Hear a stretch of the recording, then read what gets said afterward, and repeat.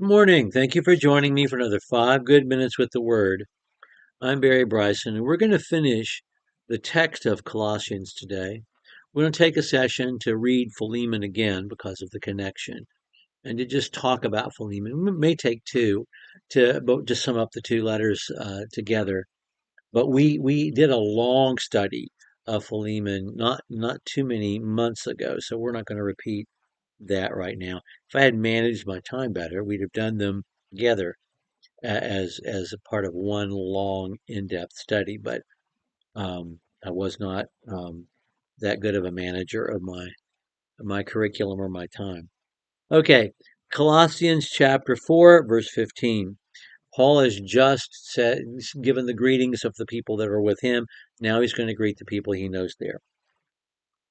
Greet the brethren who are in Laodicea, and also Nympha, and the church that is in her house. And when this letter is read among you, have it also read in the church of the Laodiceans. For your part, read my letter that is coming from Laodicea. Say to Archippus, take heed to the ministry which you have received in the Lord, that you may fulfill it. I, Paul, write this greeting with my own hand. Remember my imprisonment. Grace be with you. Okay, there's a lot here. Um, Paul has written a letter to the Laodiceans. We don't have it, but he wrote it, and he wants it read there. So this church at Colossae is going to be getting a lot of scripture sent its way at this time because he also wrote a letter to Ephesus. One would imagine it would have gotten circulated fairly quickly. And Peter, in First Peter, has written a letter that is to be circulated among the churches of Asia, of which Colossae, Hierapolis, and Laodicea are numbered. And so, two of the two or three of the letters we have in the New Testament, and one that we don't have from Paul, are at their disposal and or will be shortly. So that's a cool thing to know that they didn't have their New Testament to pick up and to walk around with the way we do. But that doesn't mean they did not have access to good amounts of scripture because they did. And so that's an interesting thing to know. Um, he mentions Laodicea and Hierapolis in the letter. He mentions Nympha.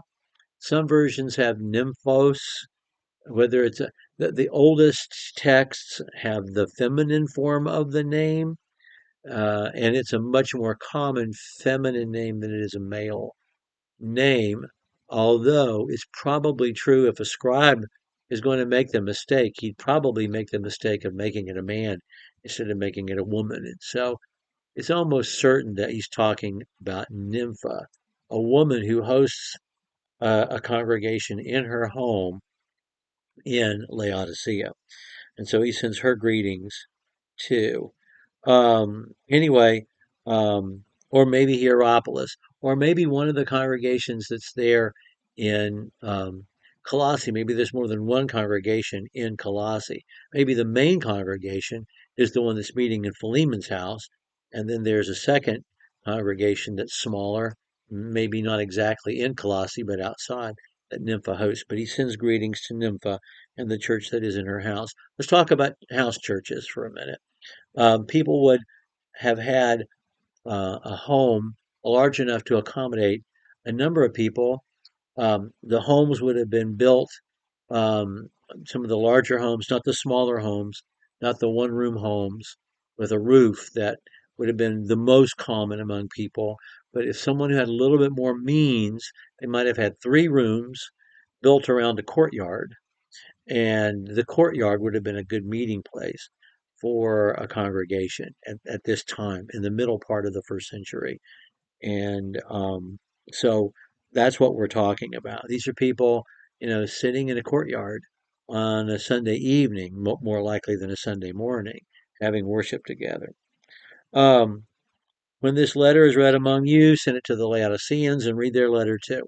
So these are congregations that are in contact with each other and that have a life together as sister congregations. That's important too. And then he says this, and we read about Archippus in Philemon. And Archippus is evidently the minister of the local minister of the congregation, and maybe Philemon's son.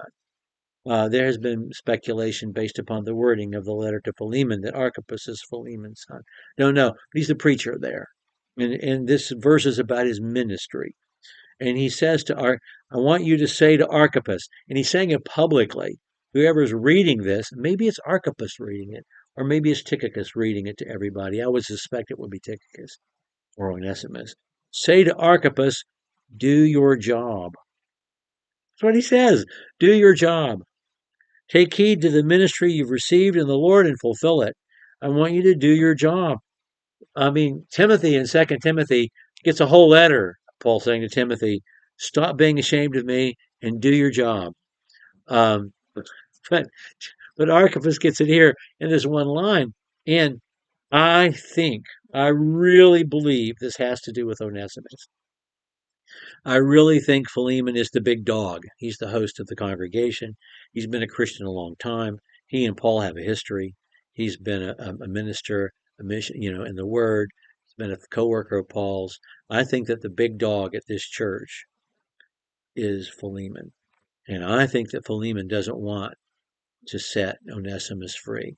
And I think that Paul is using every tool in his toolbox to get him to do the thing that he doesn't want to do because it's the right thing.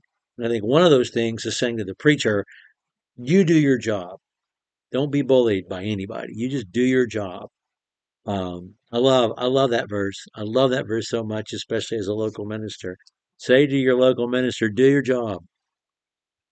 And then Paul has used an amanuensis. It could have been any scribe. It could have been any one of the people that he mentions. I think probably Mark or Luke. We know both those men would have had the education, or any of the Jewish men that were with him would have had the education to have been his scribe. But he himself is writing the greeting. It's unclear whether he means he's writing verse 18 or he's writing verses 7 through 18 or writing verses 2 through 18. I don't know, but he's written part of it in his own hand, so they can identify it as his own, almost like like he's used his seal with some sealing wax or something, or he's gotten it notarized. This is my own. And then remember my imprisonment and grace be with you. We're not surprised about the grace, but the remember my imprisonment. He is using his situation as an apostle in jail during a time of intense persecution as leverage to remind them to do the right thing as he's doing the right thing, even if you don't want to, even if it's hard, because that's what he's going to write to Philemon about. And that letter arrived on the same day as this letter did. Well, next time we're together, we're going to take a peek at Philemon and talk about the two letters together, read the book of Philemon, and just remind ourselves of some of the things we talked about in our longer study a few months ago. And then we're going to move on. And I'm going to go in our next study back to the Old Testament and look at relationships that were described in terms of agape love. How can that be when the Old Testament's written in Hebrew and agape is a Greek word? Well, it can, and we'll talk about how. But we're going to have another session or two before we leave the Colossian letter. Thank you for joining me for another 5 good minutes with the Word.